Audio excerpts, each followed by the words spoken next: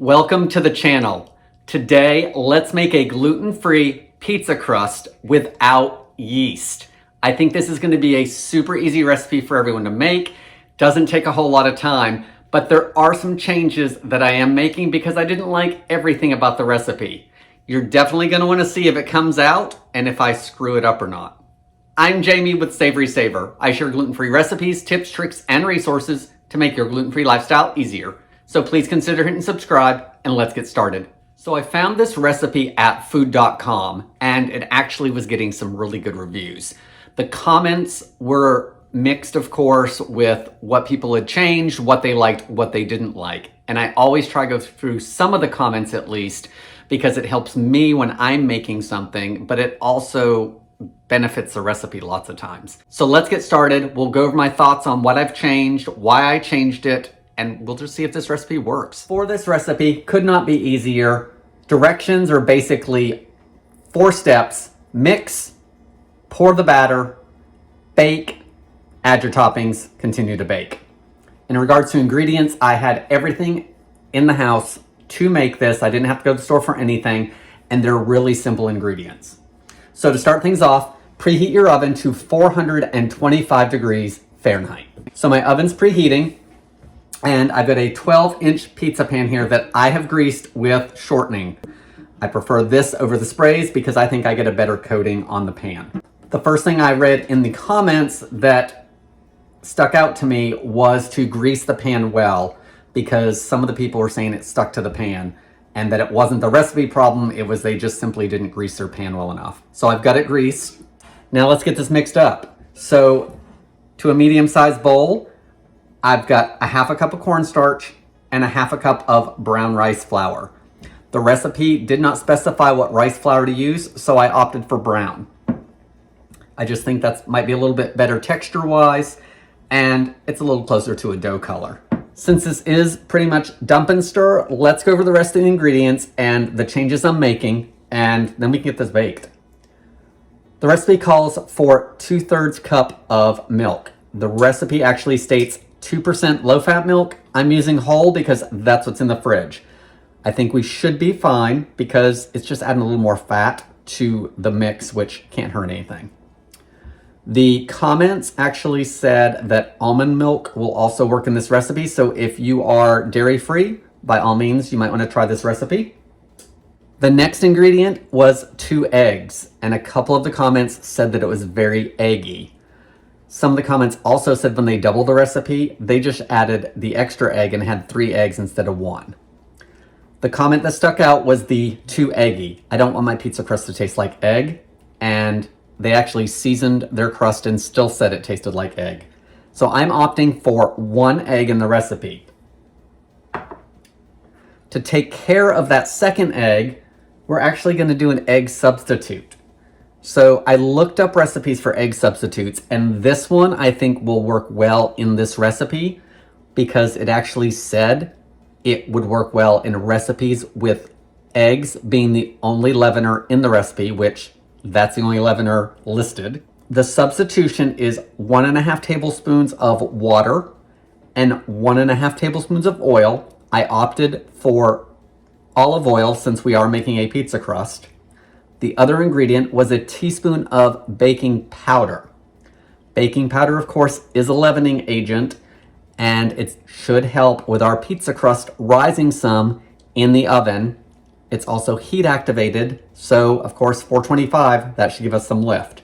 So I'm using 1 egg and this substitution for an egg to hopefully keep the egg taste down, but still give us some lift to that pizza crust. Breads are always seasoned with salt, of course. The recipe called for a teaspoon of salt, and a couple people said that was too much.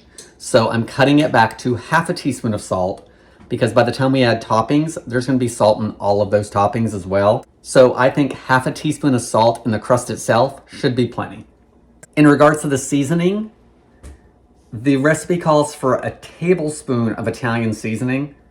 Actually, it says spices. That's a lot to me. And if it's not going to cover up the egg taste, I'm going to skip it.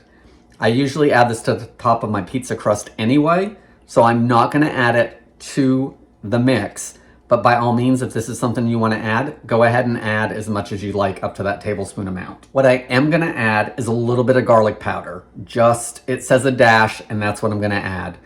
I do think this is going to help enhance the flavor of the crust a little bit. So let's just add a dash of this now and be done with it.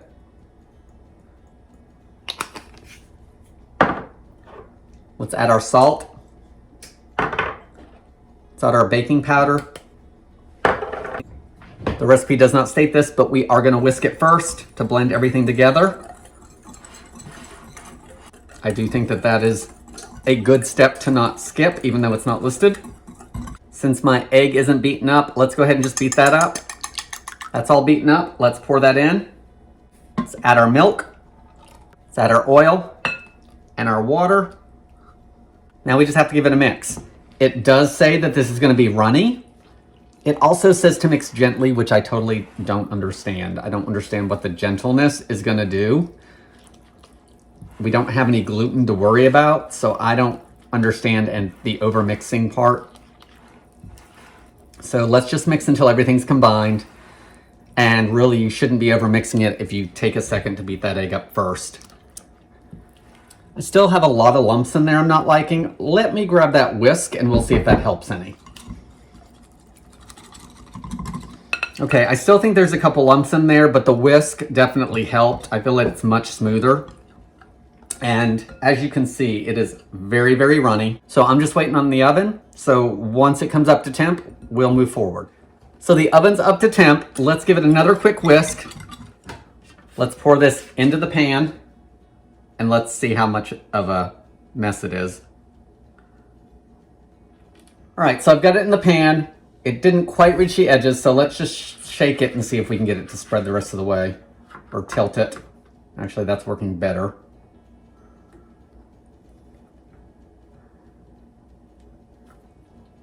All right, I'm gonna get this to the oven.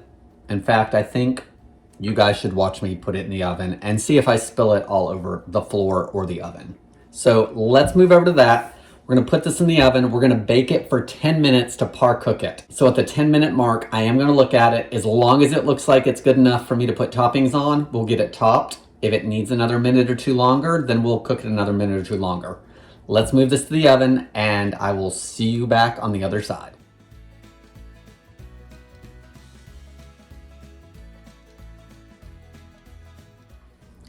So we are at the 10-minute mark, and as you can see, I need a pizza pan that is not warped because this is all very well cooked. So let's see. Guys, it's actually pretty solid. So I think I can top it without any issues. I'll deal with this. We just won't cover that part. It actually smells really good. And I mean, we've got good rise from the egg and the baking powder. So other than me needing a new pizza pan, I think we're looking pretty good so far. So let's get this topped. So I'm gonna add some sauce. I'm gonna do a little Parmesan cheese, the powdered stuff out of the can.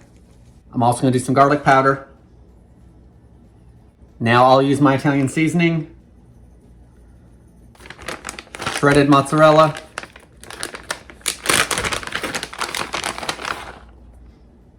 got a little bit of pepperoni, so I am going to use that.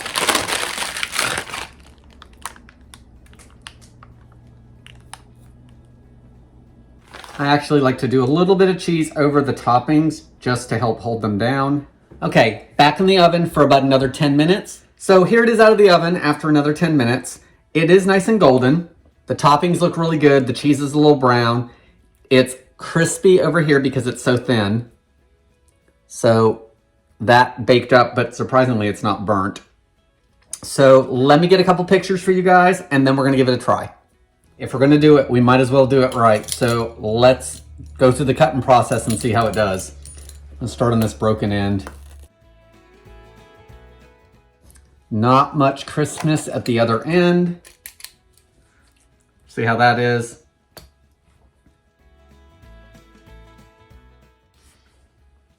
All right, I think what I'm gonna do is take this side because there actually is some crust on that side. So let's get that piece onto a plate. I think I'm gonna use this little spatula to see if I can get up under it because it's metal. Okay, so it seems to be going under it pretty good. So I don't think I'm gonna have a sticking issue. Okay, so no sticking here, which I like, and that scraped up pretty easy, so it doesn't look like it's gonna be a lot of cleanup. Okay, so here's our pizza crust, and let's lift it up this way. Not super dark underneath, except for the thinner part. So if you like a nice golden crust, it looks cooked, but it's not golden. We're gonna try this crispy piece first. I actually like that. It tastes like pizza crust. It's just crunchy. So that might not be a bad cracker. So I do think picking up the crust, you could probably fold it and eat it. I think I'm gonna probably go sacrilege and get a fork. Let's try it this way.